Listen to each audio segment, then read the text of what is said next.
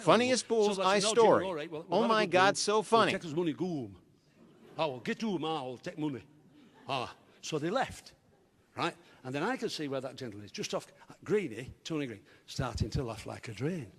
And I'm thinking, I'm looking at my camera, I said, why is he laughing? Nothing funny about this. And then I say, oh, Christ, Seamus, I've got to bring these two guys from... They've got to come back, right? So I carry on. I said, ladies and gentlemen, you remember about 20 minutes ago, the two guys from Belfast hadn't done awfully well, but let's see what they're going to do on tonight's edition of Bullseye. And nobody comes on. Nobody comes on. And I'm standing there like, I wait. And then, now let me tell you, behind those dartboards, we built a courtesy bar that lasted a fortnight. We put it up about 6 feet long, and we put a stewardess behind there, and every contestant got a half a beer or a single spirit and a mixer, just to take the edge off. Right? And it was always supervised. But this particular night, this stewardess had pissed off home, right? So the two lads from Belfast had gone off, with, having won £20, walked off, and behind the dartboard had seen this bar with the gate open, and they're from Belfast, so they know they can walk through it. And they walk in, and they see the optics. They try the blue stuff, the red, try that. So for 20 minutes, they're drinking for Ireland. And I go round the back, and there's completely wrecked all over the bar. Boom, smashed. So I said, come on, lads, you're on. They said, where's Dusty been? They had no idea. But we can't replace them, so we've got to get them sobered up. So we get them coffees and straighten the bits and bobs, put them behind the screen again. Right, ready? Harris is up there. He said, get them bloody sorted out. They're pissed out of the fucking heads. So, right, back, QG, boom. Welcome, Patrick and from Belfast. Boom, boom. On they come, these guys. I've never seen two men before or since in my life as pissed and still remain mobile. They were like this.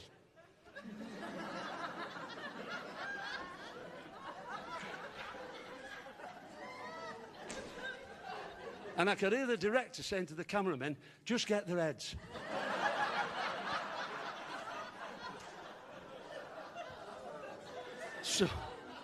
So they come back and they're leaning on the podium thing, you know. They have no idea where they are. I said, welcome back, lads. He said, no problem, Ted. I said, how much have you won? He said, what? What? I said, how much did you win? Won? I said, earlier, we're playing the game, throwing, no, nothing. I said, you did? No, we didn't. I said, you did? No, we won nothing.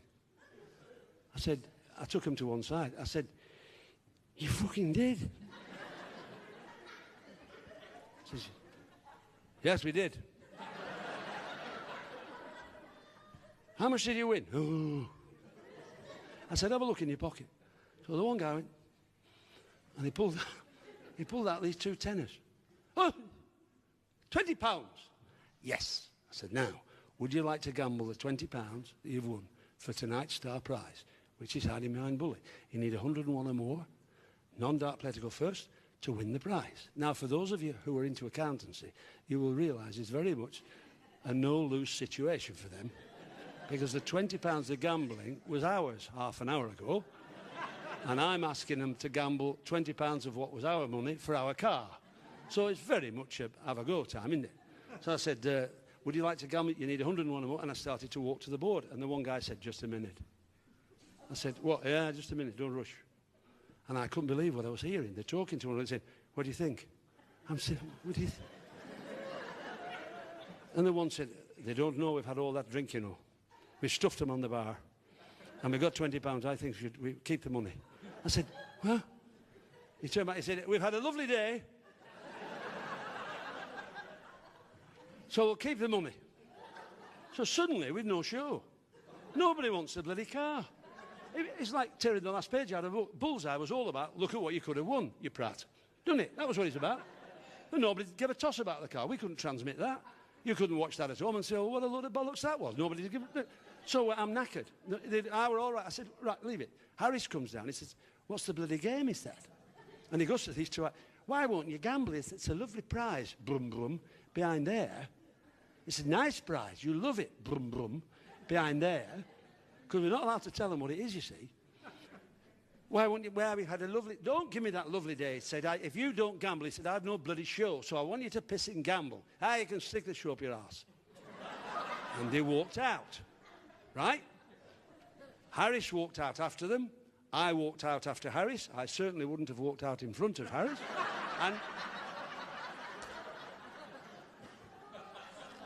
And as I got out of the back, Harris has got him in a corner. Lovely guy, this Harris, by the way. He said, listen, lads, he said, I'm sorry, I'll get cross. He said, here's another £20. So he took £20 out of his pocket. Here's another £20, and he put it in the top pocket. Keep that £20 I'm giving you now, but gamble that £20 that you won. And they said, that sounds all right. I'm thinking, who's bloody crackers here, you know? Eh? So we do it. I don't know where, so I'm back to my place, right? The two Irish lads go off around the back, the researcher section. Peter goes back upstairs, moves his freezers, gets his eyeshadow right. Ready, boys? Here we go. Cue Jim. Welcome back, Patrick and Seamus from Belfast. The two guys come on, marginally more sober this time, right? I'm thinking, we're all right here. Welcome back, lads. No problem, Jim. I thought they've got the name right. We're there. I said, how much have you won, lads? £40. Oh! No. No. No, it's 20. No, it's £40. The woofter gave us another 20 round the back. Whoa, whoa, whoa. Stop it. Can't do that. You can't transmit that. Stop it. I said, just go off, come on again, and just say £20. Right. It's absolutely true. So I'm off. Harris is up there, and I said, it's flying. Snacking. Cue Jim. Welcome. So they come back, they stand there.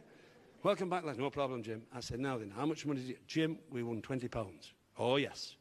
I said, now then, would you like to get... You need 100? The one said, we want no more questions. Because we don't do questions. We know what we've got to do to win whatever's behind that board there with whatever we've got here. We need 101 or more. And the non-dart player goes first. And whatever I don't get, he's got to get between us. Whatever we've got, you've got, need for us both to win, whatever it is behind. And I thought, well, I'll buy that. So the geography of the last 2 minutes of bullseye, and the ending's a bit naughty, I make no apology for it. There's the dartboard. I'm standing here with the dart player, who still thinks he's on 3-2-1. The non-dart player's there to throw the darts. This is absolutely true there. And Tony Green's there. This guy's still well under the weather. Tony says, here we go, take your time, nice and easy, pump, 101 or more with 6 darts. Off you go. First dart. Treble 19. Greenie said, it's a lot, is that? 57. Suddenly, the chemistry in the whole studio changes because a ruptured gerbil can get 44 with 5 darts, can't they? So they're going to win the car. So Harris is up there, start the pissing car, they're going to win the car. Get ready to drive that car out. We're there. He doesn't know what he's thrown, this guy. The guy next to me is still thinking about a poem. Right? He throws the second dart. It's absolutely true. Treble 19 again. Right next to 114. They've won the car. Greenie speaks. I said, shout the score out, you prat. So he just went in, and all he did, yes, because the camera had gone right in and got the 2 darts in the bed. Everybody's cheering, the band start playing, the car comes out, the audience is cheering, and the camera comes right into the dart player, who shouts at the top of his voice, why can't I throw some fucking darts then? We lost.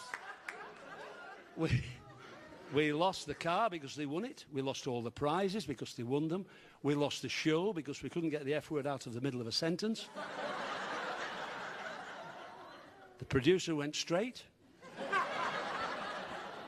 Ladies and gentlemen, you've been absolutely marvellous. Thank you very much indeed for coming. You've been absolutely brilliant. Thank you.